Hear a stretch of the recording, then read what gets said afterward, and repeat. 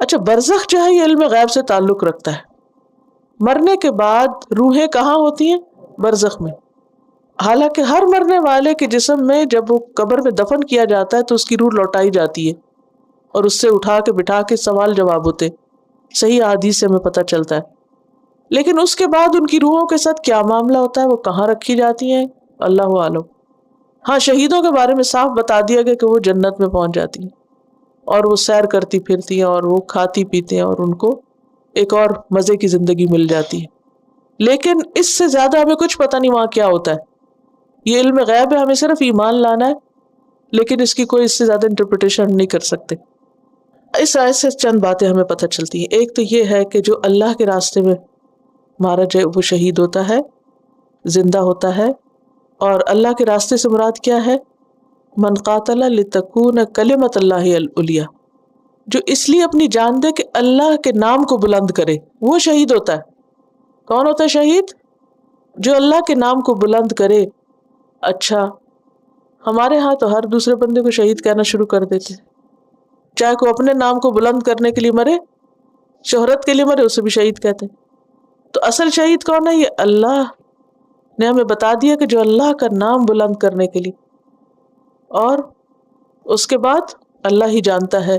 کچھ لوگوں کے بارے میں کچھ بیماریاں ایسی ہیں، پیٹ کی بیماری سے کوئی مرے یا کوئی ڈوب جائے تو ان کے لیے بھی شہید کا لفظ. یا عورت جو ہے بچے کی پیدائش میں مر جائے تو اس کے لیے بھی عام مردوں سے بڑا اجر ہے، کیونکہ ان کی موت جو ہے وہ غیر معمولی طریقے پر ہوئی. لیکن اصل شہید کون ہے؟ جو اللہ کے نام بلند کرنے کے لیے دنیا سے جائے. درجات ہیں، لیولز ہیں شہادت کے.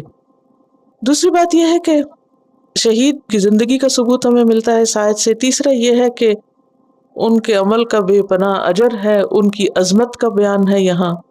اور پھر یہ ہے کہ اصل میں تو یہ سمجھایا گیا ہے کہ تم مشکل سے مشکل وقت میں بھی زبان سے کیا نہ نکالو، ایسے لفظ نہ نکالو کہ جس سے حوصلہ ٹوٹے. کیونکہ ایک تو انسان کی چیز جاتی ہے اوپر سے، اس کا morale بھی ڈاؤن ہو جاتا ہے، جو ہے اس کے بھی فائدے سے محروم ہو جاتا ہے. تو کوئی بتائے گا کہ ون سنگل لیسن جو آپ نے شاید سے سیکھا ہو؟ کیا سیکھا ہے؟ اپنے لیے کیا پایا اس میں سے؟ برے الفاظ سے، تکلیف دہ الفاظ سے، نیگیٹو ورڈ سے، نیگیٹو لینگویج سے پرہیز کریں. عام طور پہ آپ نے دیکھو کہ لوگ بات چھوٹی ہو تو اس کو اتنا بڑھا چڑھا دیتے، ذرا سی کوئی مشکل ہے اب پتہ نہیں کیا ہوگا، معلوم نہیں کیا ہوگا. ولا تقولوا لمن يقتل في سبيل الله أموات بل أحياء